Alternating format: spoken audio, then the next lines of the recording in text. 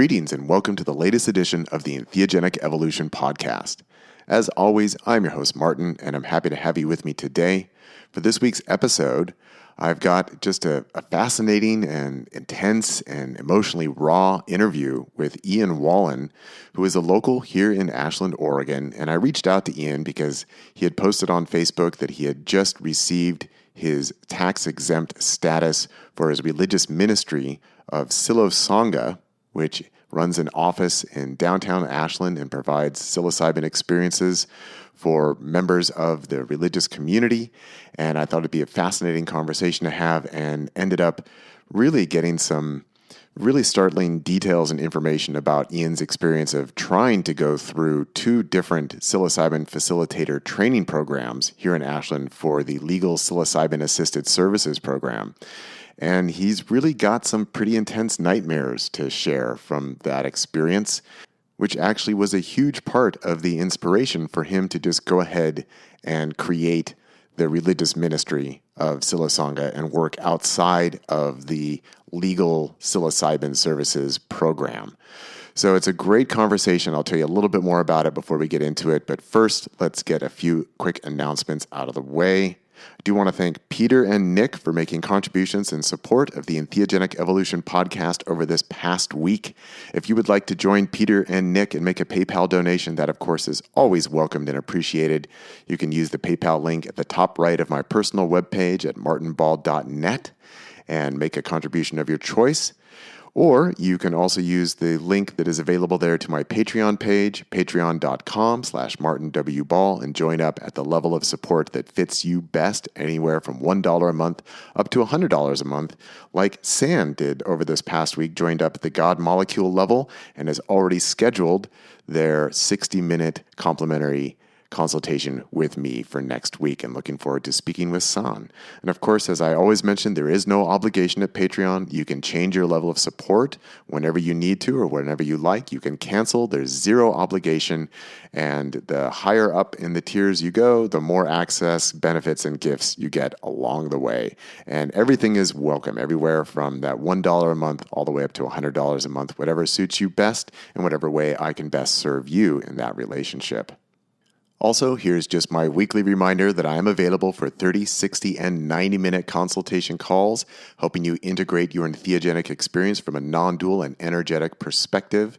Of course, I specialize in 5-MeO-DMT, but I'm not limited to that in any way, shape, or form, and I'm happy to talk to you about any of your experience with entheogens, or just your quote-unquote spiritual experiences in general, your meditation practice, your facilitation practice.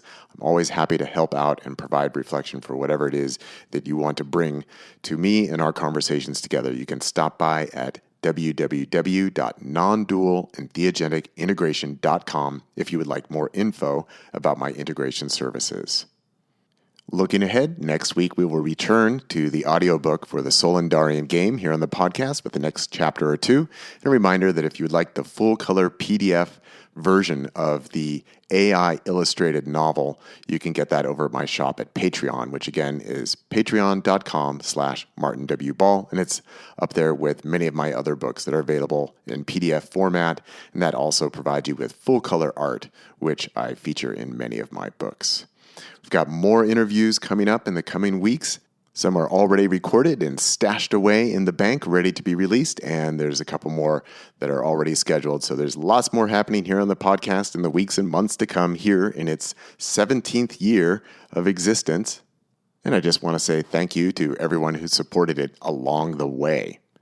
So now just let me tell you a little bit more about this conversation with Ian, specifically about the conditions in which we held the interview. So I went and visited Ian at his downtown office, which has the Psilo Sangha sign out front. And by the way, that's PSILOANGHA. So psilosangha.com is his website. And so we met in the office and just had an ambient recording there in the room. We were not mic'd up or anything, so you can hear his fish tank bubbling in the background. You can hear traffic out on the road there, right there downtown Ashland. So there's some ambient noises, and of course the volume levels fluctuate as we go through this conversation. And there are some rather raw emotional bits of sharing on Ian's part, and so sometimes he gets a little quiet, but I've tried to balance everything out here in the mix, so hopefully you can hear everything, but just letting you know that there might be some times where you need to listen a little bit more carefully to catch everything that's being shared and said there. And I just really want to thank Ian for being available for this very emotionally raw and revealing interview, and a lot of it was quite surprising to me of what he had to share. And honestly, I would say that I was rather disappointed to hear about his experiences in the psilocybin facilitator training programs here in Ashland, that it did not leave me with a lot of confidence about the program in any way, shape, or form. And this is not an indictment of the entire program.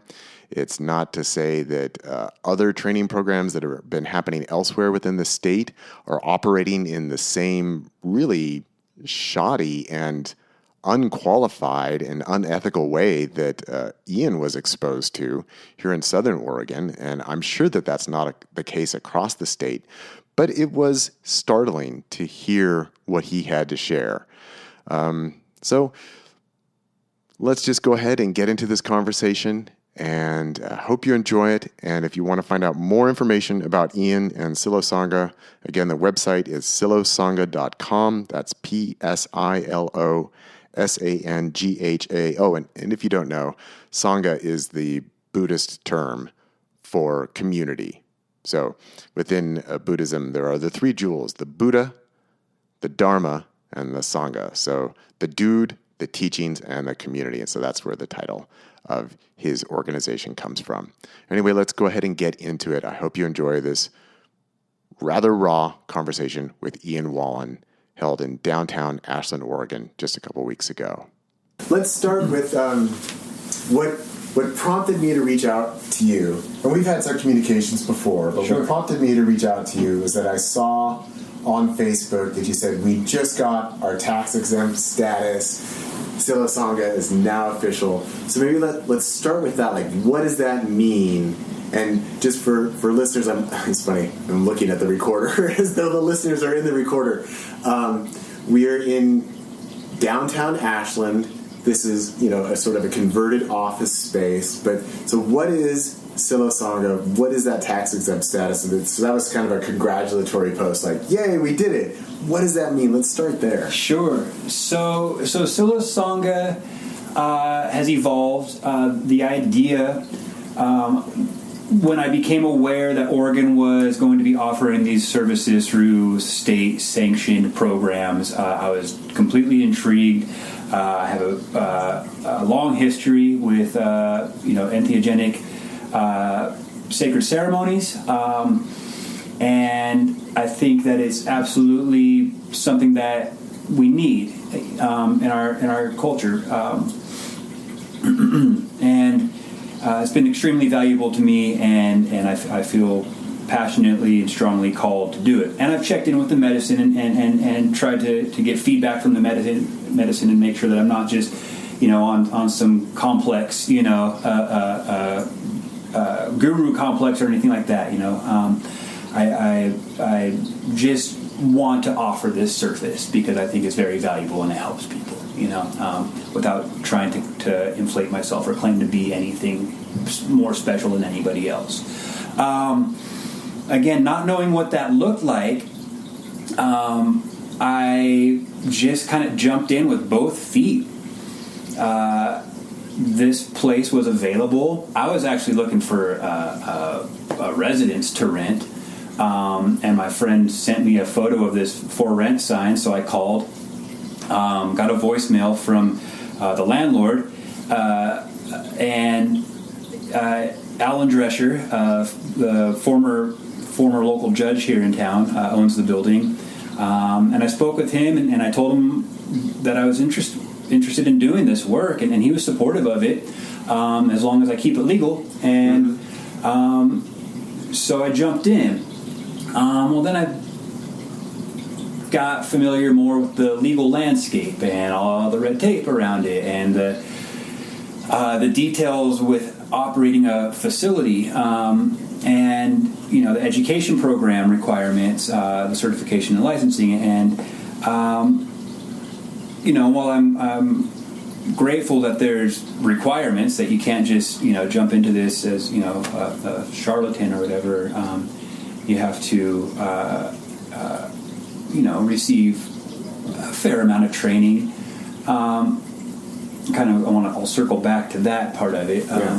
But creating a facility itself is really difficult, expensive, and there's a lot of red tape, and it gets really expensive, and that ends up being passed on to the client. Anyway, so just taking things one step at a time, I enrolled in a program, the Lila School of Awakening, and participated in that program for several months. That was for facilitator training to become a licensed or a certified facilitator eligible to become licensed in the state. The program itself, they already had a pre-existing spiritual belief program, and I feel like it was kind of just putting a mushroom stamp on top of what they already had, and hoping that it would be a good fit. And I don't really necessarily think that it was a great fit. Most of us in that class weren't looking to be a part of their spiritual belief, system. Right. We have our own individual backgrounds, various, eclectic group in our cohort. Really beautiful group. I love my cohort. And even, the experience wasn't necessarily bad. It just wasn't. It didn't feel like it was meeting the expectation to become better prepared to be a facilitator. No, and most of the staff, the educators there, don't have experience with the medicine. So it's like they're teaching, I guess, the theory, but not speaking from experience. And okay. Here, let's pause right there, because I want to talk more about this, because this is really fascinating. Because that was one of my first questions when the whole program passed, when it became legal, supported by the voters, and saying, okay, we're going to have trained facilitators. My first question was, okay, well, who's training the facilitators, and what experience do they have? What qualifies them? So you've mentioned that you've gone to the Lila, so it's the Lila School of Awakening. Honestly, all that I've ever known about them is I listen to JPR, especially when I'm driving around in my car, listen to JPR, and for years, they've been an underwriter of JPR. So for the listeners, again, I'm looking at the recorder because the listeners are in there. JPR is Jefferson Public Radio. It's our local public radio station that operates out of Southern Oregon University, and the Lila School of Awakening has been an underwriter for them for years. And so they have their ad saying, the Lila School of Awakening, helping you encounter egoic resistance and blocks to your happiness, or something sure. like that. And then it switched. So the past couple of years now, it's the Lila School of Awakening psilocybin facilitator training. Right. So they got on that pretty quickly. But you're saying the people that were teaching the classes, it was theoretical. They're not coming with practical psilocybin experience? Yeah. Even the founder, Eli Jackson Bear, admitted he only had a couple psilocybin experiences, and they were, in the distant past. So, yeah, you bring up a really good point. And one of the requirements for any of these curriculums is to educate about the indigenous roots of these practices. I've been in 2 programs now. The Lila was the first. Both of them pretty much just give a head nod in the direction of these, lineage of tradition, without any real insight. Nobody has experience working with these practitioners in their, traditional settings, and it was honestly really disappointing, and I felt kind of insulting that it was such a brief acknowledgement of that. Contributing, I feel like, to the already tragic colonization of everything beautiful in the world. Yeah. So we're a few months into the program, and some of us are starting to ask, like, well, when are we going to learn, how to facilitate with psilocybin? We're learning a lot about your spiritual beliefs, and that's great. That has its value, but none of us came here for that. Yeah. There was definitely value in that, if that's what you're looking for, but I wasn't looking for that. I was looking to understand psilocybin. And looking to what are the requirements for actually running this program and being licensed. Yeah. Which is. And there's a big difference between a spiritual approach to something and a more straightforward therapeutic approach. And even there, that's where there's like a disconnect between, say, what the Mazatecs have been doing in Mexico using psilocybin mushrooms versus bringing you in, sitting you on a couch, putting an eye shades on, putting on some headphones, having two facilitators sit in a room with you. That's a world where, like, I don't know, are you familiar with Tom Lane at all? He's been on my podcast a few times. I'm not, no. Okay, so Tom Lane, he's a big psilocybin mushroom guy. He actually, years ago, was with Maria Sabina. And, he's kind of sorry, Tom, he's sort of a hothead in terms of how he reacts to things online. But he has just gone, like, overboard with, like, this is all Freudian bullshit. Put you in a room and put a blindfold on. It's like, mushrooms, you should be eating them outside. You should be laughing. You should be having a good time. That's where the healing of mushrooms comes from. Sure. So that's his reaction to it. And, I think that there's room for all these different approaches. I agree. But even in bringing in, like, even a nod to indigenous traditions, that it's not what the psilocybin therapy program is here. Yeah. And then even... Well, technically, we're not even allowed to call it therapy. Okay, assisted psilocybin... Okay, what is it? Oh, gosh, what is it? Assisted services? Yeah, I think that's it, Okay. It's all... I mean, again, getting technical down to, splitting hairs, but it is therapeutic. There's you can't deny that. It is if it's done correctly. It can be traumatic if it's not. Yeah. And I've seen that in this little journey through these programs that I've been in. But yeah, I kind of cut you off. So you were talking about, like, kind of asking the teachers, when are we going to actually learn about facilitating psilocybin? Yeah. And what was the response to that? Well, that's when we started learning that they didn't have experience, and so we're looking at each other's sides like, we're paying lots of money. Yeah. That program, even I even had like a partial scholarship, but it was still in the area of $10,000 for me. I think I ended up being billed like $8,000, and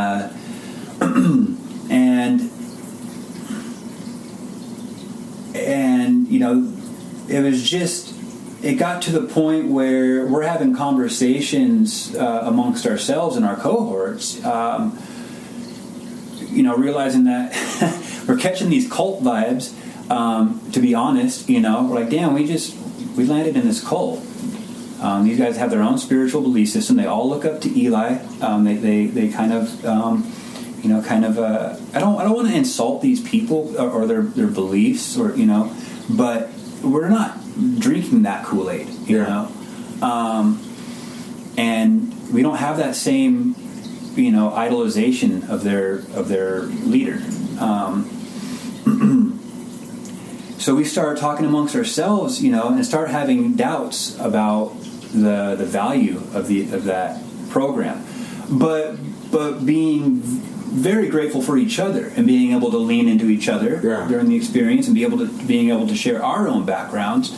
And I feel like even with I would consider it like relatively small background in working with plant medicine, I was more experienced than probably all of the staff, and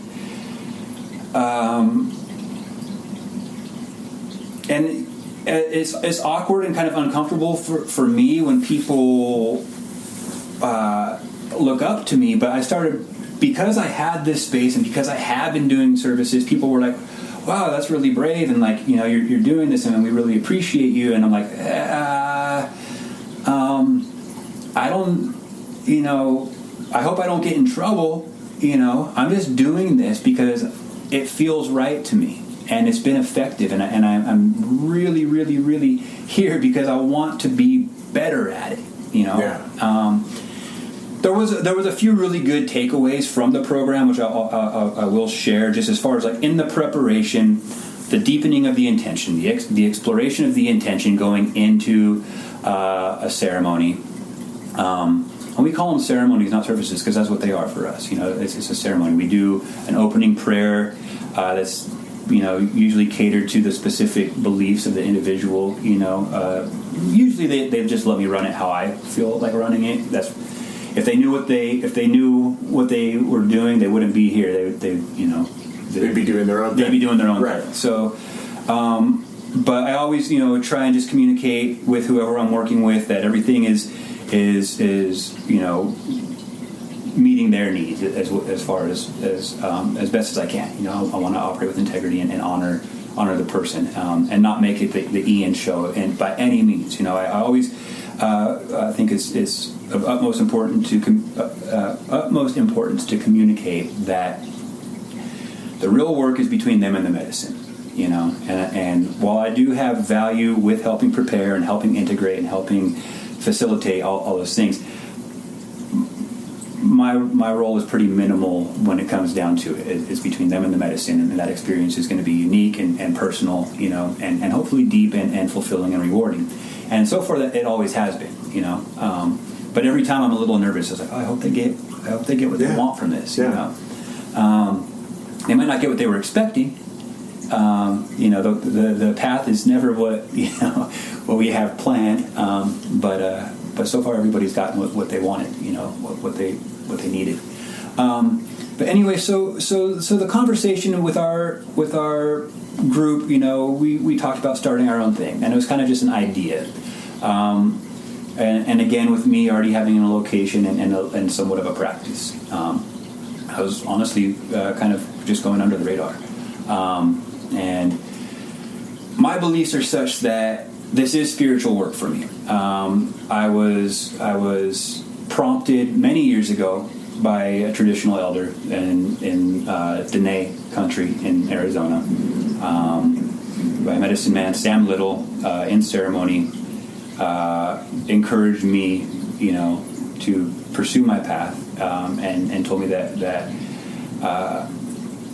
I was a bridge between cultures, and I've tried to honor that throughout my life with to various levels of effectiveness and diligence, but it's always been in my heart. Like I want to live a spiritual life. I want to have a purposeful life. I want to help others without injecting myself. I want to be available to be of service for those who want it. And humbly, I'm a flawed person. I don't, I'm not any more special than anybody else. So we had this idea of creating our own thing and realizing that this isn't what we wanted. So while that was happening, I got recruited by another education program, the Bodhi Academy.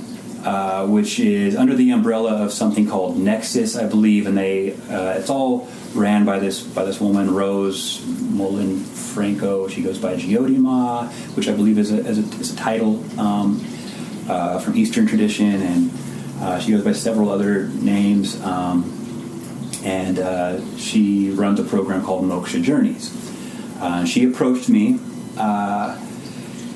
and offered me a job with Moksha Journeys, offered me an education with Bodhi Academy if I agreed to work for Moksha Journeys. They would pay for my education, and they would pay me to work. So I was like, oh, wow, continue shelling out thousands of dollars for this program that's been kind of disappointing, or get paid, to jump ship. And the way she presented it, it sounded like a much more experienced team, and it was.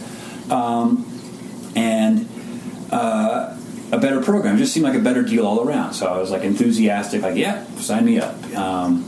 Let's get at it. So if I could just interrupt for a second. Yeah. So here I just have to give a little scholarly commentary that it's just interesting that all of these programs that you're mentioning, that they're already coming kind of loaded with terminology. So the Leela School of Awakening, Leela comes from the Hindu concept of is Leela, divine play. Right. Right? So that's already part of a tradition. Right. Bodhi Academy, Bodhi is also Sanskrit for enlightenment, and then the Moksha program. Yeah. Okay, and Moksha means liberation within the Hindu tradition, sure. Right? So we've already got a lot of terminology, and we've already got a lot of cultural conceptuality around what it is that you're even doing, like kind of what you were saying, that with like the Leela program, they're coming in with their own spiritual foundation and kind of overlaying that on top of the psilocybin, versus probably a lot of people who are participating in the psilocybin services, they're not coming with this Indian Eastern background necessarily. They're coming with like, I'm depressed or whatever, right? And I'm looking for help. Right. So it's already even loaded like that. These are the ones that get granted the authority, and maybe you don't have the answer to this, but how did these various groups, and I cut you off, so we haven't heard about the second one yet and what you think about that, but how did they get granted the authority to be an instructor for this program? Like, what are the qualifications? Yeah, I mean, honestly, there isn't any, They don't have the qualifications. They don't have the right to assume that. Yeah. I don't think between Eli at the Leela School or Jyoti at the Bodhi Academy, I don't think either of them, sat with the medicine and asked what the medicine had to say about that, which I feel like at the very least is the least you can do, Yeah. And I'm positive none of them checked in with any traditional lineage and had any sort of apprenticeship or anything like that. I don't think I know anybody who's done that with psilocybin. I know some people who've done that with ayahuasca. Yeah. I spent years in the jungle and whatnot, but and myself included. I'm nobody special by any means. No more special than anybody else. I shouldn't say nobody special, but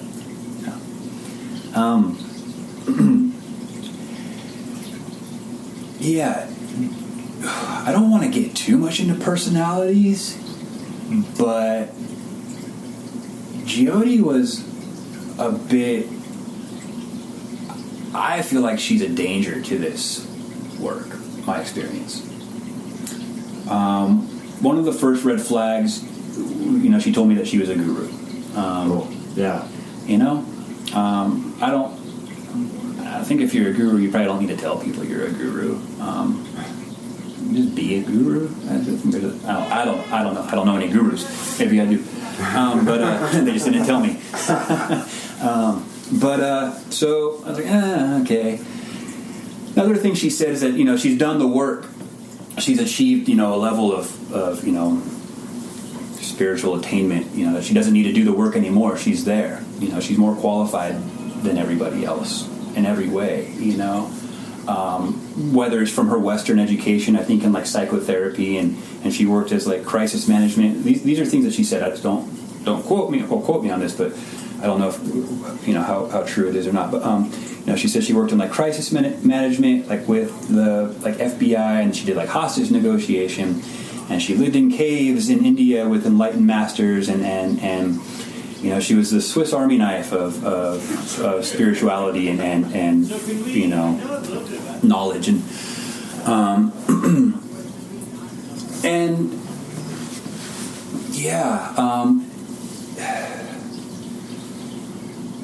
so the more I got to know her, the more these things became apparent. But the guru, the assertion that she was a guru was in the beginning, and that was an immediate like red flag. But I just put it aside. I was a little bit seduced, honestly, by the promises of making a good salary. She's like, oh, we're going to pay you great. We have a very unique program. We have just excellent professional team.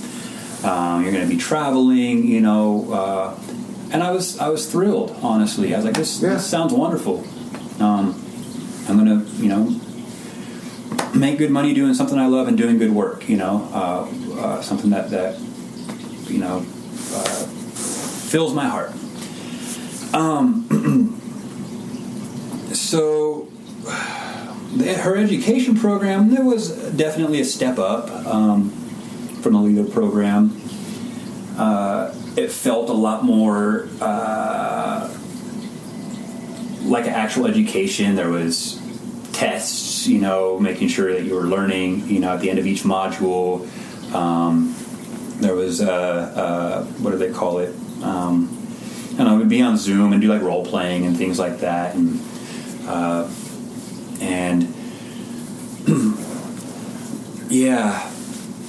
try and keep focused to what's really important just for the sake of time. But a lot of stuff happened.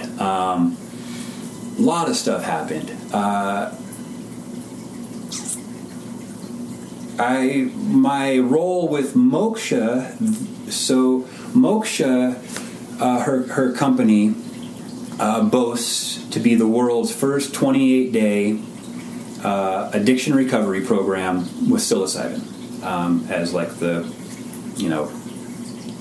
primary, I'm not sure what it is, utility for facilitating the recovery. Where was this developed? Well, I think they did some work in Colorado where the laws were less, were more flexible. Okay. And I think that's where they did some of their like practicum for their facilitators was in Colorado, and that was honored, I guess, by the state of Oregon. I'm not sure. There's definitely some lines crossed there, and for the most part, like I don't care, cross the lines if you do it with integrity, and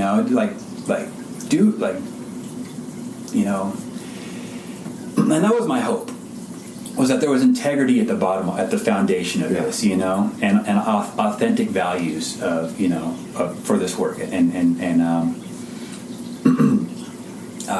what became more and more apparent, which is greed. The program, it's a 28-day program, costs around $100,000. It's not covered by insurance. Wow. So you have to, so they're catering to a niche market, typically, wealthy parents of addicted, children, adult children. Yeah. The adult children of very rich people was the target market. And there's nothing wrong with that. Everybody is human. We're all struggling, and really rich people need help too. And they're used to paying really rich prices. How are you going to get something good if you don't pay a ton of money for it? Was the attitude that was expressed at Moksha. The program itself wasn't tested. It was a lot of theory. Here, let's pump people full of mushrooms and get them on these programs and have them work with psychotherapists. But we're not going to call them psychotherapists in this role because we're not doing therapy. And we'll do sound healing and various programs, workbooks. And my role was a sober companion. I stayed there with the clients and helped them keep their schedule help prepare the meals. We typically got up in the mornings and would go for just, walks. So here's another kind of funny thing about that program is they're advertising their services as being in compliance with the Oregon program. Yeah. But that would require doing the services at a service center, which we weren't. We were doing them at these Airbnbs at various locations outside of town. And again, I don't care about that. I've only been to one of the service centers, and it was really sterile, and I wouldn't want to have a journey there. So we were doing them at these Airbnbs and whatever. But so the first client, well, not the first client, the last client I worked with was a young man, early 20s, alcohol, pills, what's the thing that's killing him? Fentanyl. He had this, routine of fentanyl by night, meth by day, alcohol throughout the whole thing, and he was in bad shape, and he's a really smart kid, and he was a college student, but he was screwing off his college career, which was really important to him, and he was struggling. He didn't want to be a failure. He didn't want to be a disappointment to his family. He wanted to tighten up and get back to his academics. He felt that was respectable. He wanted to be a respectable person, and a cool young kid, man. We bonded a lot. We were close. Got to be close. But he got off the plane when he first got here, and I met him at the airport. And he's sweating, he's pacing, he's yammering. He was still in detox, And the very next day we had his first session. And he chilled out a lot. I would say that first session was probably really beneficial for him, honestly. He said his cravings had really subsided. He was a nicotine user, and he, at that point, he didn't use nicotine for the next several weeks until things got crazy. And they did. They got fucking crazy, man. Way out of hand. I was asked to, within the first week, I was asked to have a conversation with him about sober living as an aftercare program once he leaves the Moksha program. So I approached him and I brought up that topic, and he kind of snapped at me a little bit. He's like, "What the fuck? I already told her." He's talking about Jyoti. I already told her I'm not doing sober living. I've been in sober living. Those aren't good environments for me. I don't want to do that. It's just a bunch of addicts. Somebody's going to bring something in. We're all going to get high. We're all going to get kicked out, end up on the streets, back in the same situation. I don't want to do sober living. I was like, cool. I hear you. I respect that. Not going to try and push that on you. And he was like, I do want to go back to school. I have made that very clear. When I'm done here, I'm going back to college. I was like, that's awesome. I support that. And so I mentioned it in the group chat. I was like, yeah, I would be very tread lightly, be tactful if you're going to bring that subject up again, Because he clearly has strong feelings about it. Yeah. And experience. Yeah. Yeah, all very valid, and again, so, and anyway, Jyoti snaps at me. She's like, you shouldn't be talking about aftercare treatment with him this early in the journey. And I was like, you literally told me to do that. That wasn't my idea. I wasn't I didn't even know that was on the agenda, I just following your orders. But I didn't say all that. I was like, cool, whatever.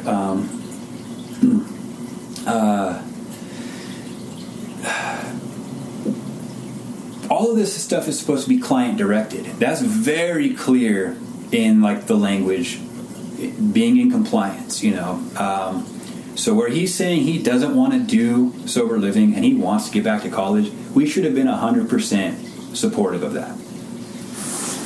And there was some pretense that we were, but we'll get to that in a little bit. So we were at this first Airbnb out by Emigrant Lake, and we did 2 sessions there. Sessions and programs and session and programs, and then we switched to Airbnbs. We went up to one on Mount Ashland and did a session up there. And I'm getting some of my practicum hours for this, and I had a trip planned with my family. It had been scheduled for months to go see a concert down in the Bay. My daughter wanted to go see Depeche Mode with her friend. Just kind of blew my mind. I was like, whoa, my teenage daughter wants to see Depeche Mode. Yeah, right on. Yeah, so that was fun. So we went down to the Bay for a weekend, and while I was gone, he had another journey at a new Airbnb out in Jacksonville, outside of Jacksonville, off the highway out there, heading out towards the Applegate. And I got an update, a debrief on how that went, and it didn't go good. He had a total meltdown, and I guess it was like an 11-hour just explosive situation where he had to be physically restrained, and he wanted to leave. He wanted them to call an ambulance. He thought that he had lost his mind. He was afraid that the one thing that he valued most about himself, which was his intelligence and his intellect, he thought had been taken from him, and he was frightened. He wanted a paramedic, and if he had been in a service center, things would have definitely been handled differently. They would have had to be handled differently. Right. And for better or worse, I don't know, but that's not how it was handled. They handled it how they handled it. I wasn't there. I didn't see it. But I know he had to be physically restrained by 2 grown men, that he was threatening everybody, and verbally, I'm not sure what an actual threat he was, but he was aggressive and all that. And so when I got back, like the day or 2 after that, he was in a very dark mood, and where he had been, it seemed like somewhat steadily making progress. He had his complaints about the program and too many programs, which is what I heard from the clients that I work with. They're like, it's too many programs, it's like too much. I don't even have time to process the experience, and I'm just,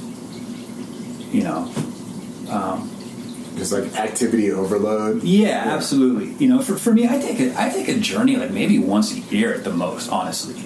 And that's a lot for me to that gives me a lot of stuff to look at and work on, and I'm deeply grateful for those journeys and everything that it shows me about myself and my relationship with myself and my relationship with others in the world. And I couldn't imagine, detoxing and being hit with heavy mushroom dose programs. I couldn't imagine. And nobody in our program has done it. Again, it's just this, makes sense in theory, I guess, to somebody, to the program director, makes sense in theory. Right, so nobody who was running that program had gone through that entire routine themselves. Yeah. So it wasn't road tested. No, these guys are guinea pigs, and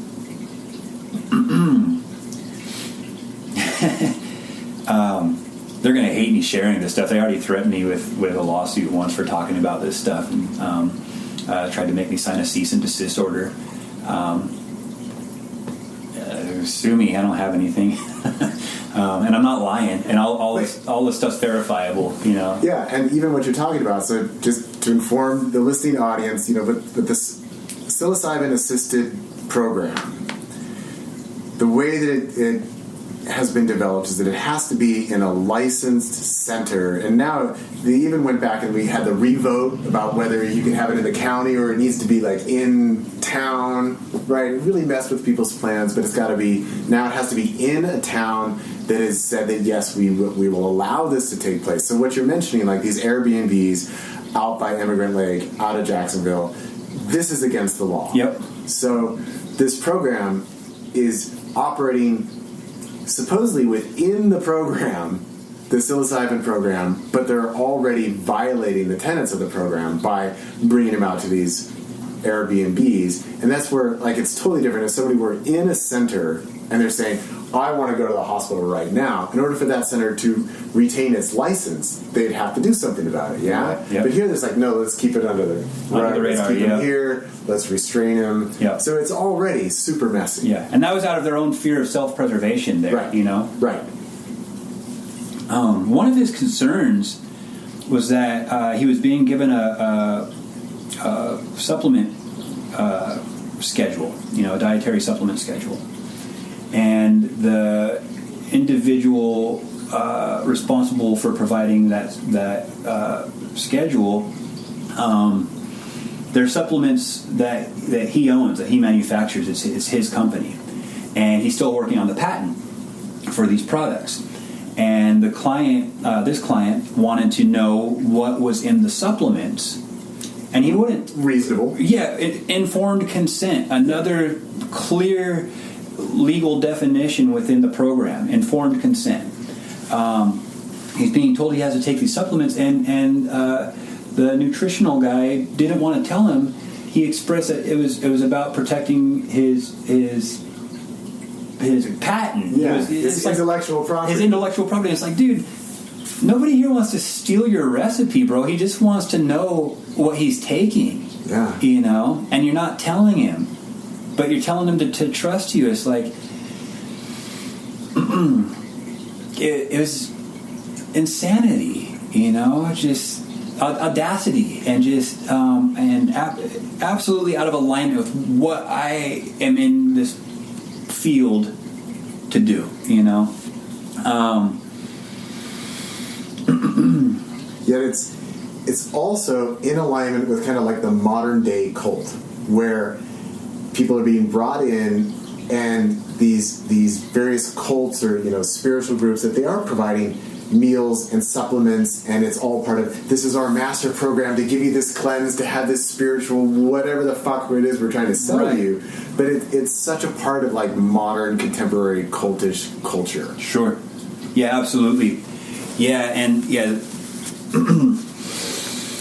Yeah, and to be kind of like gaslighted, you know, for wanting to know, and to just be expected to trust. Like, trust, it should never be expected. It should be earned and developed. It's a relationship that needs to be built, you know? And it's one of the, I always say there's like a threefold foundation to this work, and I don't think this line of thought is unique to my philosophy or anything, but trust, safety, and unconditional positive regard or love, you know? Like, you need to have those three things to create a really positive experience, you know. Those are the environments that we should all grow up in, ideally, you know. We should have trust, safety, and love, you know. And usually part, if not all of that, was broken at some point for us, and that's, you know, why we have a traumatized society, right, you know. Right. So just that's just being violated, and so I asked him if there was anything about that bad trip that he had that was a positive takeaway, you know. And he said that it made him appreciate life more, you know. You know, coming back and realizing that, you know, he hadn't lost his mind, but that was it. You know, he didn't have anything. You know, it was dark. You know, it was bad. It was a bad experience. It was a traumatic experience for him, and I felt really bad for him. And then he's talking with his mom on the phone about, you know, he's getting closer to the end of his program. He's about maybe 2/3 of the way through at this point. He's talking about getting back into school. And he finds out in this conversation with his mom that the program director had convinced his parents to withhold his college funding and take away that option and force him to go into sober living. And they had this conversation and made this agreement without his presence in the conversation. And he was livid. Yeah. You know? That's going to break trust. Yeah. He felt completely betrayed by his family, by the program, you know? And I can hear him and his mom screaming at each other. I could hear, he's in his bedroom at the Airbnb with the door shut. Then there's a big living room and the kitchen, and I'm in the dining room and the kitchen. I'm in the kitchen, and I can hear his mom screaming through the phone, and they're screaming at each other. I was just like, fuck, man. I didn't know that happened, but I picked up on that, you know, and I was like, dude, this sucks. You know, I don't want anything to do with this. This is a nightmare. You know, this is a nightmare just being a part of this. I can't even imagine what that poor kid's fucking feeling right now. And so he wants to leave, and he's like, I'm leaving. You know, you guys are taking away all my options. You guys are taking away the agency of my own destiny in my life. And right now, the only thing I can do to show you guys I'm still in charge of my life is to leave. You know, let you guys not control me. Yeah. And I knocked on his door and asked if I could, you know, come in, and he's like, sure, you know, and he's packing his stuff, and I asked him, I was like, hey, like, I totally get where you're coming from, and respect that, and that's all valid, and you have every right, all of that, like, you're all good, you know, if that's what you want to do, I support it. I understand where you're coming from, you know, and it's all valid, and but you have expressed previously that sometimes you make rash decisions that aren't necessarily in your best interest. Yeah. And I would ask you to consider if this might not be one of those situations where it might be best just to step back and reassess, you know, and consider staying, you know.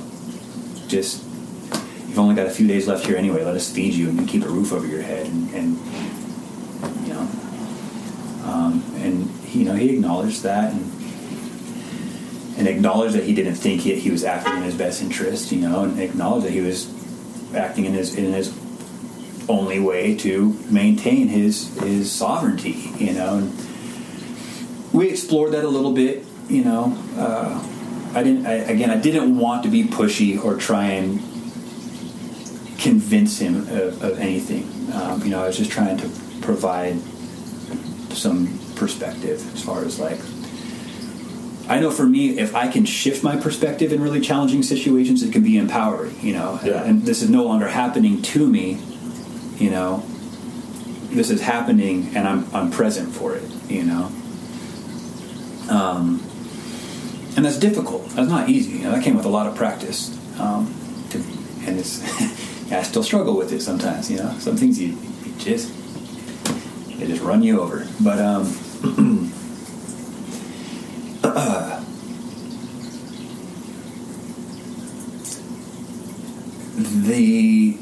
my coworker, and I'm training this guy to be a sober companion, which is funny because it's a role that I wasn't trained for. You know, it's kind of thrown into it, and you know, and shoot out for screwing up. But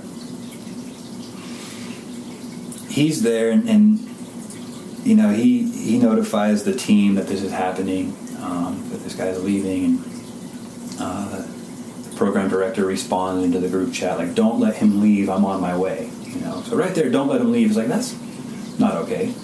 He's not forced to be here. Yeah. I'm not going to stop him. I was asked to do some other stuff earlier. I'm going to backpedal just real quick, but so we'll leave it off. He's getting ready to leave. At one point, I was asked to search his stuff while he was distracted. The program director personally was going to go distract him, and she wanted me to search his stuff to see if he had a DoorDash delivery of like soda and snacks, you know, sugar stuff that he wasn't supposed to have. Because it wasn't on the supplement list? Yeah.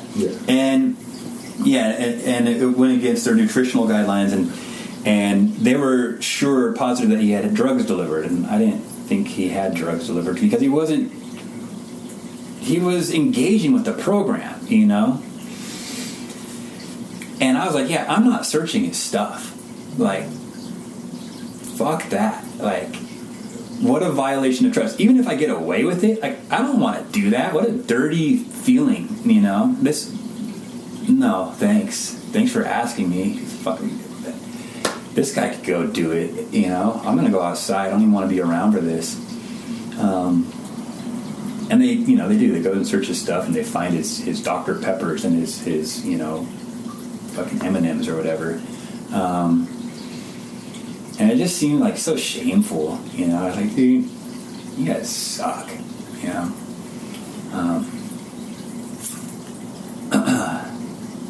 Yeah. And I had asked him. I was like, why didn't you just ask him, you know? And he told me. It's like, fuck.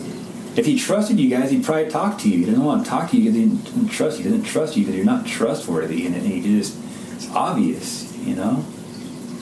He's not dumb. You know, you can't just tell him you're, you know? You can't just gaslight him and think it's going to work because you said something. Yeah, so he wants to leave. They're like, don't let him leave. I'm in there talking with him, you know, challenging my communication skills for sure, you know, just to be a good communicator and show this guy the respect that he deserves and try and get him to stay because I care about him and I genuinely think, like, dude, just stay, you know, whatever. Fuck these people, just stay. You got a comfy bed, you got to, you know, just don't make it harder on yourself, you know, to prove a point. And he's like chilled out, and he's probably gonna stay. And the program director shows up, and he's already got a personal just beef with her, you know, at this point. He holds her responsible for some of this shit, you know, rightly so. She is and he's just like, what the fuck is she doing here? Fuck this. I'm out. Immediately he was just triggered and completely re-escalated. She comes in, you know, and she's like, you know, what are you doing? He's like, I'm leaving, you know, and he's super calm, you know. He's like, I'm leaving, Rose. I don't appreciate what you guys did, and I don't want to be here anymore. You know, she's like, well, you know, why? You know, like I told you, like, you guys are taking away like my freedom to determine my own life, and I'm showing you that you're wrong, you know. And she, you know, she's like, you need to calm down, you know. And he's like, I am calm. I'm like, do I not seem calm? I'm just telling you that I'm leaving, you know. We don't need to argue about this. I'm not arguing. I'm letting you know that I'm leaving. And he's got his duffel bags packed. He had 2 bags, and he's trying to step past her, and she's using her body to block him. And it was really aggressive, but not like directly, you know, butting up against him, but like absolutely not letting him move past her, blocking the door. So he tries to like go out the window. She blocks the window. The Uber that he called, Rose's nutrition guy, Prema, that's like her right hand man. They're partners. They're, you know, she's the captain, he's the sidekick for sure. And he looks up to her a lot, and maybe for good reason. Whatever their history is together, sounds like they have a lot of history. But they're pretty much joined at the hip, you know.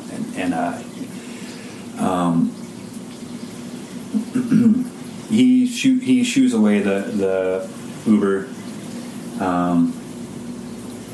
The client eventually makes it outside, calls another Uber, and that the same conversation. It's just this circular conversation now. You know, why are you doing this? You know, you don't need to argue.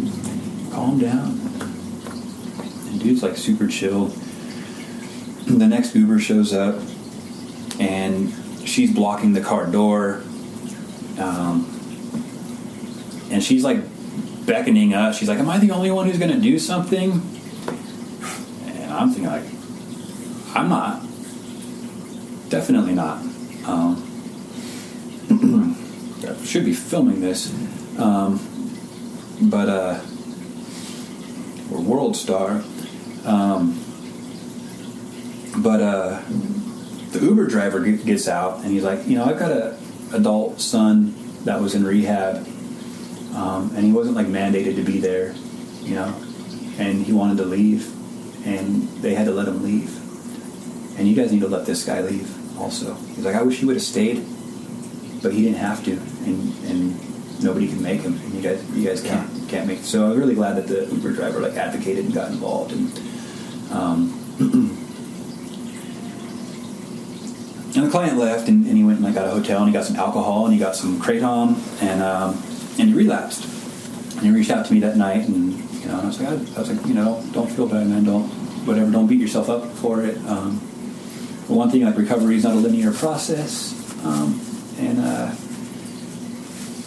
for another thing, like you shouldn't have had to go through that. Yeah. I'm really sorry that happened, and he's apologizing to me. He's like, man, I hope I don't get you in trouble.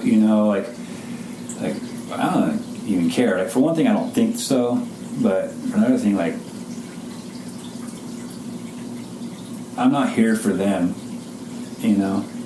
I'm here for you. Like I wanted to be part of this team and be, a team player and teammate.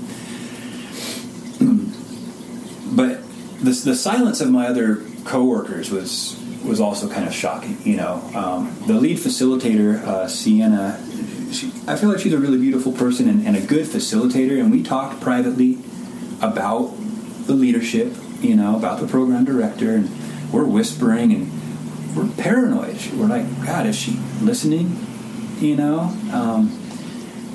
But she was willing to keep her mouth shut about these things and maybe hope that it got better, or, again, maybe a matter of self-preservation of what she's going to benefit from, working here. When that ended up, he came back to the program. He finished. They pretty much left him alone the last few days of his they just wanted to cover their own ass and not have their client flee. But yeah, he spent the night at a hotel drinking and taking kratom. He went and got a prescription filled for an opiate, and I took the prescription away from him. He had only taken half of one of the pills. He wasn't like trying to go off the rails.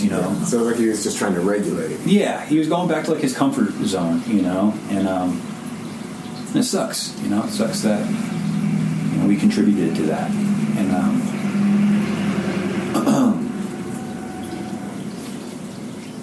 when that program was over, it was just before the holiday season, and I was depressed, man. Honestly, like they had taken something that I love and that I'm passionate about and that I want to be good at, and in a lot of ways like dedicate my life to, and it just felt like tainted, and I was like disenchanted, and I was like, wow, this was the top tier,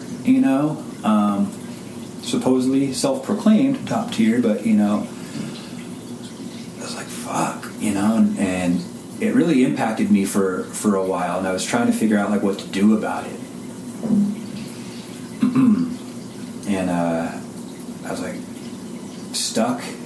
I felt stuck. I had expressed some of my concerns. I was like, yeah,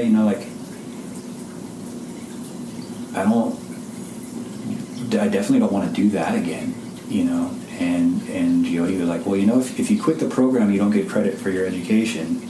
And I'd already completed like all of the modules. I was just working on my practicum, and I probably would have completed my practicum too, except for her program. The state requires, I think, 30 or 40 hours of practicum. Her program requires 100. So I felt like a little bit trapped, if I wanted to get licensed. And then she's proposing other things. She wanted to have like an addiction recovery group, like AA, similar to AA, but she wanted to call it like psychedelics for recovery. And she wanted me to poach AA members and convert them over to psychedelics for recovery, which costs money. And I was like, yeah, I'm not comfortable doing that. Like, for one thing, I don't feel qualified to do that. For another thing, I don't think that's right. AA's been around for generations. It works. It works if you work it. My dad was in recovery. I grew up in AA, and I saw it work wonders for a lot of people, and it was definitely probably the happiest years of my dad's life, 12 years that he was working the program. And I don't want to try and tell people that we got something better, but you got to pay for it, and I was like, yeah.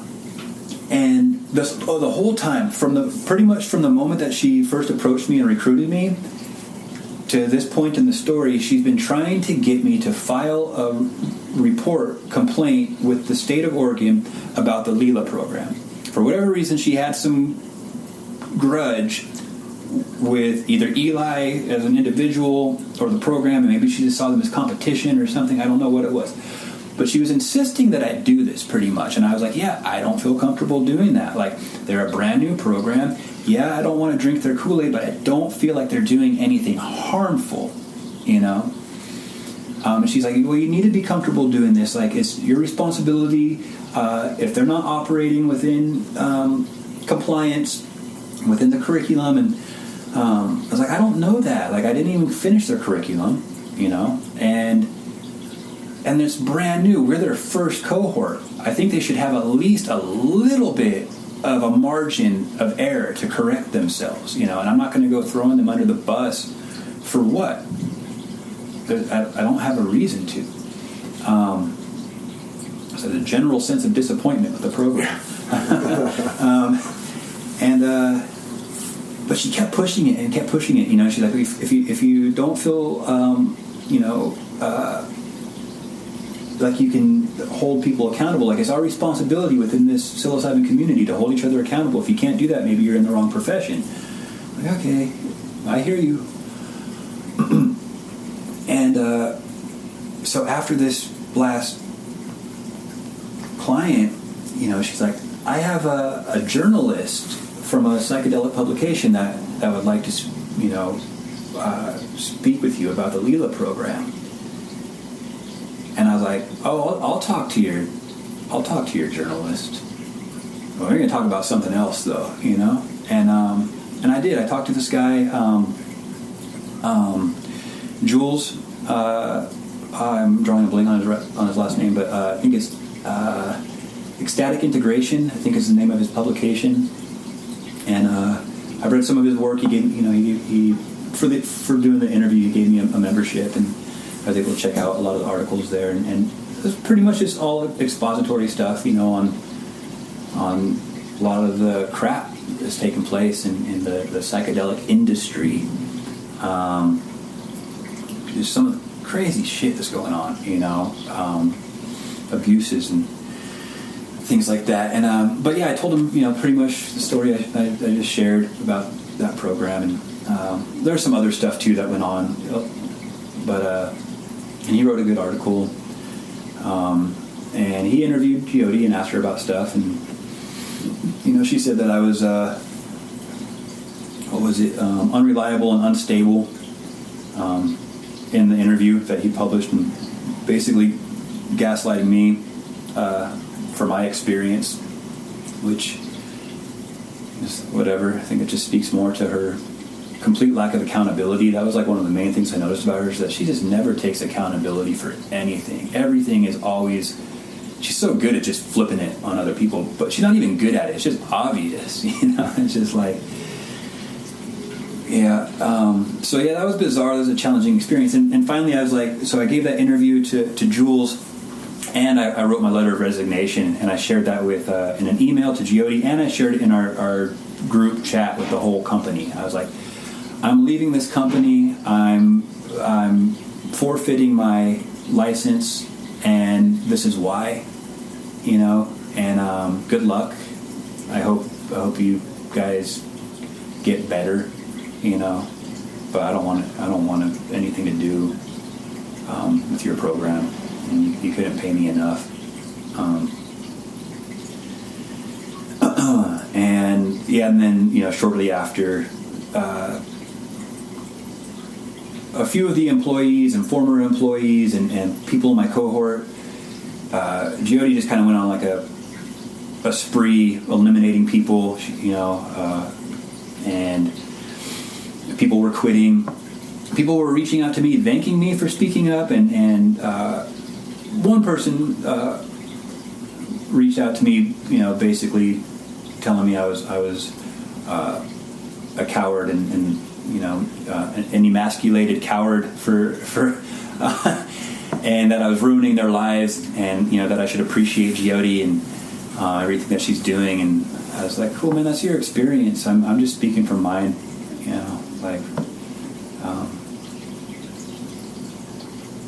cool. You have been heard.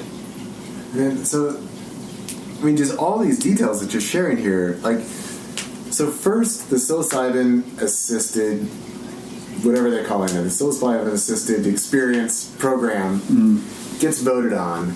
Then there's 2 years of development, wasn't there, of discussing how the program's going to work, how are people going to become qualified, and then now your experience of actually on the ground, going through these trainings, paying the money, trying to get your certification. It just sounds like a shit show. Yeah, it is. Yeah, I know there's people out there having better experiences, and other people who are just keeping their heads down and getting through it and getting their license and doing their work. And I know there is people doing good work out there. I think these bigger, more ambitious projects, it's just capitalist. It's just capitalism and greed, and they see this as an opportunity, to take advantage of vulnerable people. And that's just, hopefully, I'd like to say that karma's going to sort it out. It'll sort itself out. Medicine, I don't know. Sometimes things just are the way they are, and we got to sort it out. Yeah. Yeah, it is. It's a shit show. Yeah, it's crazy. So the Bodhi Academy is the premier psilocybin training program with the Shift Network, which is pretty well established, in the psychedelic community. And Bodhi was in a loophole where, because they were only educating their own employees, they didn't have to actually be a education program with what's the commission, with whatever, the state education, program. Two separate things. There's the OHP psilocybin program, and then there's the educational aspect of it. They don't have to be registered with the education. Gosh, I can't remember what it's called right now. But now that they're making their education program available to the public, they are going to have to be part of... it's the higher education... something or other. Anyway, they're going to have to be certified as an education program. And they're not, but they're advertising their program, and it's not even certified with the state. So I don't know what they're doing. Maybe I don't even want to guess. I'm not even going to speculate. But yeah, but it's shit show. Yeah, it's all about who gets to determine who's qualified, and how do we determine that they're actually qualified to do this. It's so bizarrely circular. Yeah. And it doesn't seem like there really is a set of objective standards that people are meeting, right, that we would want from an education program, that this is a state-run program. Here's what we need from people who are teachers. If you go if you want to get your degree in physics, you're going to hope that your professors know fucking physics, right, so they can teach you physics, yeah. right? And you're coming up against, they don't even know physics, and then maybe they do, but it's all part of this warped internal dynamic. And even that idea that we can train our employees however I want, so that then you have to be an employee. It just creates these weird power dynamics that then, as you finding that it was not in ethical alignment with yourself and your own values, that you had to forfeit the training, so you don't even get to claim that you put in the hours, you put in the time, you put in the money. Yeah. And this is not the way the program is supposed to be. No. Right? This is not what we were sold. This is not what we voted on. Right. Yeah. Yeah, it's interesting that there is language like in the program acknowledging like the mystical aspect of this work. And in a lot of ways, to me, that's the only aspect of this work. You know, it's not the only aspect, but like it's so significant when you're sitting there and you're in the medicine. That's what it is. You know, it's a spiritual experience. For me, it is. You know, for some people, it's just nobody's coming here for casual, experience. Yeah. You know, they're coming here to do work. You know, and it's hard work. It can be. You know. As I was making that decision to resign, I decided to sit with the medicine on it, and took a trip. And these days, you know, like I just go through the hard stuff first. I'm like, okay, what's killing me, you know, and let's just fucking get to it, and then get through that, and then I get to that clarity, you know, once I, you know, go through the stuff that's hard to. You can't walk around just going through your feelings all the time, you know. You got to have that sacred space for it, you know, and support for that. I support myself, but yeah, I had this, you know, interesting like vision when I was in that space. You know, you get disembodied if you take a good enough dose, you know, and I was like in this like realm, you know, and there's like these enlightened masters up there sitting on these like pillow thrones, and the music was all peaceful and palm leaves and stuff, and it felt like it was all very like, you know, etheric, and but there was these like stacks of gold all over the place, and I'm like, what's that all about? You know, what do you need all that for? You know, and I was like, I think I might be in the wrong place. You know, I'm not impressed by that. I think I'm going to go back down here with the people where we're struggling, you know, and you guys sit up here on your clouds with your gold, and I'm going to go back here and get back to work. And as I was descending, I felt like this other presence just kind of smile at me, you know, like, and that smile felt more rewarding than, you know, whatever gold, you know, amount might be.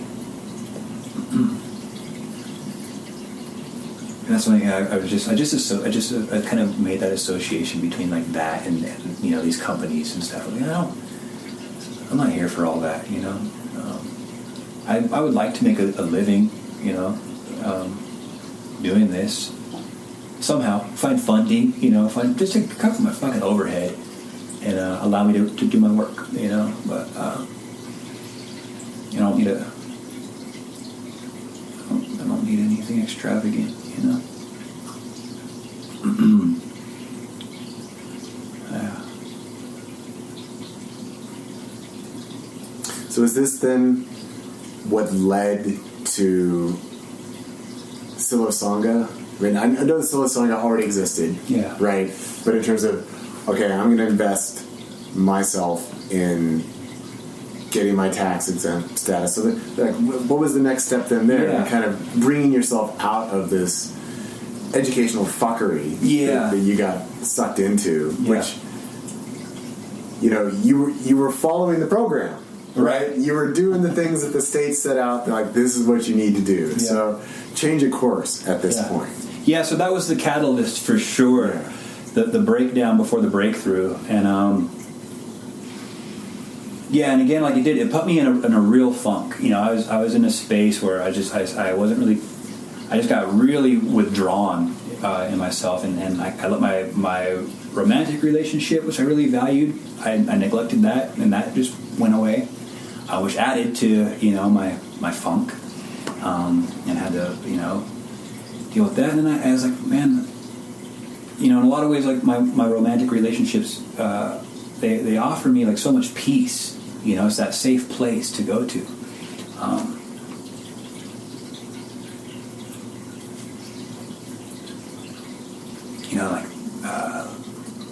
Losing that, I was like, fuck, I need purpose, and I can't force the relationship, so I got to, let go of that, or work on letting go of that. Let me come back to like what matters to me in my life. Who am I, aside from the relationship? Like this work still matters to me, and why did I get into this? How did I get into this? What was this originally? This was a spiritual pursuit for me to begin with. And I had this really supportive group of friends that I made, specifically in like the Lila program. And I have a background going some distance back, to like 1998 when I first sat in ceremonies with traditional elders and saw the value of community in that sacred space and creating like a safe space where people can be vulnerable and open up and not be judged and not have to wear that stoic mask. Or these days it's on social media everybody's just smiling and wants to act like everything's okay when most people aren't, when it comes down to it. And then we compare ourselves with that fake presentation, and it's just this contest of who's can smile until their fucking teeth explode, and there's just so much going on underneath that. That's where I want to meet people. I want to meet people at all levels, but I'm here to meet people in that vulnerable space where they can let go of all that shit, Who sent me some reading material as far as like things that I need to consider to protect myself, and that's the other top priority. I want to keep myself, my family, and my team safe. Yeah. The last thing any of us need is to get in trouble for this work. We don't deserve that at all. I think what we're doing has great value for the community, and there's a lot of potential to make a very significant contribution to the world in this work. And I saw the religious freedom rights, the First Amendment, and there's the Religious Freedom Reformation Act. I saw those things as being appropriate to invoke for what we're trying to accomplish here. Some of the key terminology there is sincerely held spiritual beliefs. Whereas my team, we don't have like identical beliefs, but none of our beliefs require that, Yeah. I don't require anybody to think the way I do, but to participate with what we're offering. We ask that you respect that it's spiritual, and feel free to bring your beliefs and have them respected also. In that sense, in the spirit of community, and spiritual conversation, and I think conversations about spirituality, about God, are beautiful things, whatever that definition may be to you. I use the word God, but it's just it's a word that indicates something, that's indescribable. It's like the universe. We know what the universe is, but does it actually just describe? Yeah. You can't describe the universe. You can only see what's in front of us. And, that's a whole lot of theory, but So I started drafting some documents and using templates of other established like churches and things like that, and modifying that to fit in our shape of what we're doing, and then presenting that to the team, because I don't want to speak for us. I want to make sure that there's a consensus. That we can agree that this accurately, with enough specificity to be accurate, but general enough to not confine us or to where nobody has to, where we can have our differences, our respectful differences. And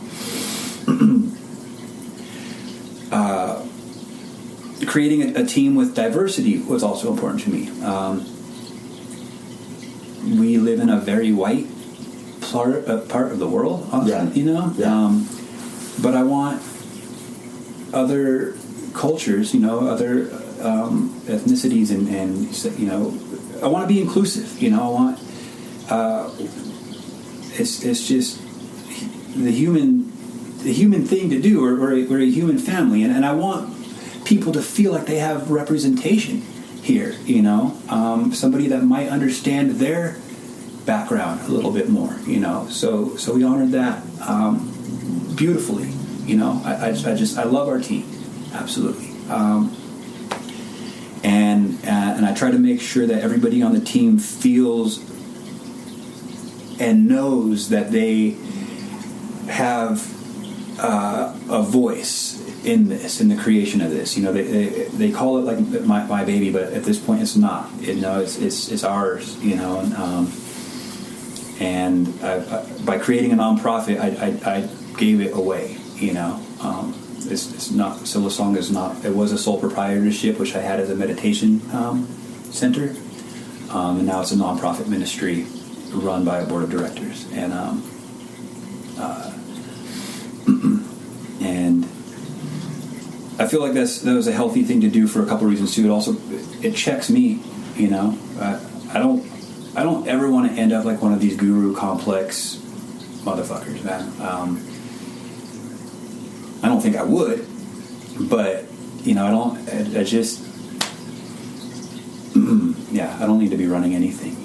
I'll make my contribution, and that's good for me. So drafted that language, shared it with the team, got some feedback, we made some revisions. I put out a small crowdfund and got some funds where I was able to file some paperwork, pay for a little bit of professional help getting some paperwork filed, just registering the company with the state and working on getting our nonprofit with the IRS. I thought that was going to be smoother than it is, and I feel pretty confident, not even pretty confident, I feel 100% confident that we're going to meet the criteria, but we're still in that process, and we've decided we had a really generous contribution earmarked for legal fees, so we can get a lawyer to represent us and help make sure that we dot our I's, cross our T's, and use the correct language, and do all that stuff that lawyers make the big bucks to do, because it's a fucking tedious nightmare, and if you do it wrong, you can really ruin yourself, it can be catastrophic. And so that's where we're at with that. We're I guess giving consideration to a couple different lawyers, trying to figure out who we should best match with, and speaking with like some legal consultants and people who've consulted for other similar, like with Native American Church and other programs. And my introduction to plant medicine was through Native American Church. Well, not specifically. I mean, my dad, part of his sobriety, he got into like Lakota pipe prayer, and I would definitely consider that, an entheogenic ceremony. It's not really psychoactive. I mean, it can be, especially if you're not a smoker. You hit.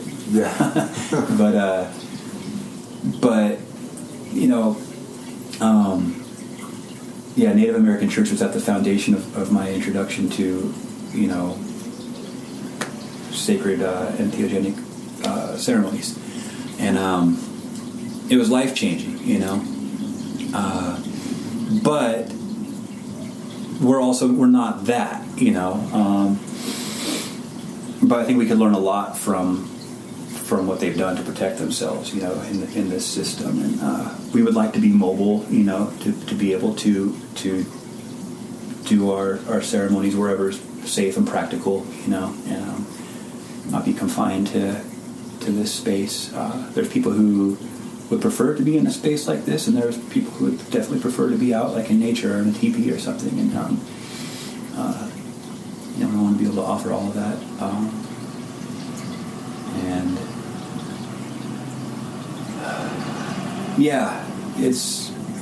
that's pretty much where we're at. We've had our board of directors. We had a meeting last night. We do our meetings on Thursdays, and just confirmed everybody's positions on the board, and went over some language. We want to have language that accurately represents us, and just kind of working on that, on how we're going to present ourselves to the public and invite people to participate, to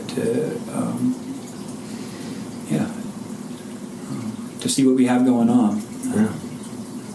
So, at the practical level, this is a very different route to go, the religious freedom route, the ministry route. Mm-hmm. This is not part of the state-run psilocybin-assisted services. Right. It does not require the education. It doesn't require these unqualified teachers teaching people stuff that they don't know, right? So it's a completely different realm of law. It's a completely different realm of practice. And as long as you've been sharing, that there are the requirements that the government wants to see, like, well, what do you mean by ministry? Like, what's your idea of that? What are your beliefs? Right. And you're describing how you want to make it very ecumenical in the sense that it's not doctrinally or dogmatically exclusive, right? So right. People are welcome, that we have our beliefs, but you don't need to believe our beliefs, right? Sure. And just that basic, as you were saying, that work with mushrooms, especially at this level, it's going to be mystical, whether you want it to be or not. Right. It's going to have these elements to it. So it's a completely different realm and a completely different set of legal requirements. And then at the practical level, it gives you more freedom of how you work with people, how you administer your sacrament. Right. Right. So that it doesn't need to be a licensed facility. It doesn't need to be in town, right? But right. It affords you that protection. So at the practical level, so you've got the space here, right?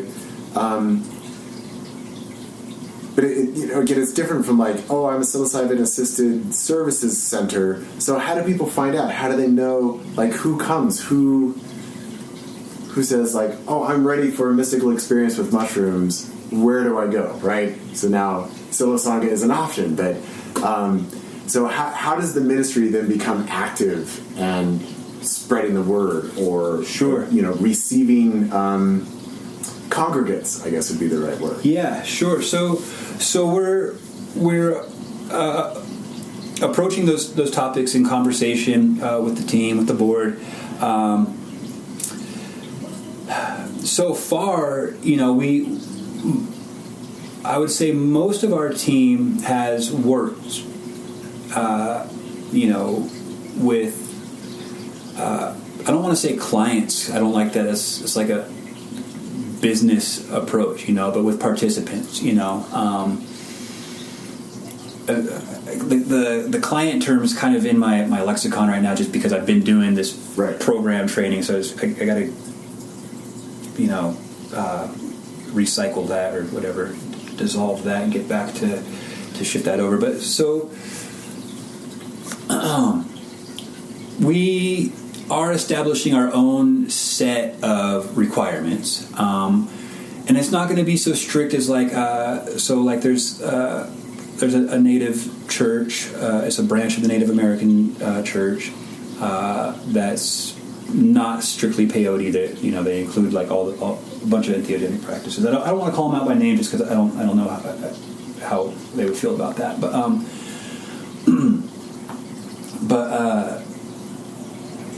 oh gosh, where was I going with that?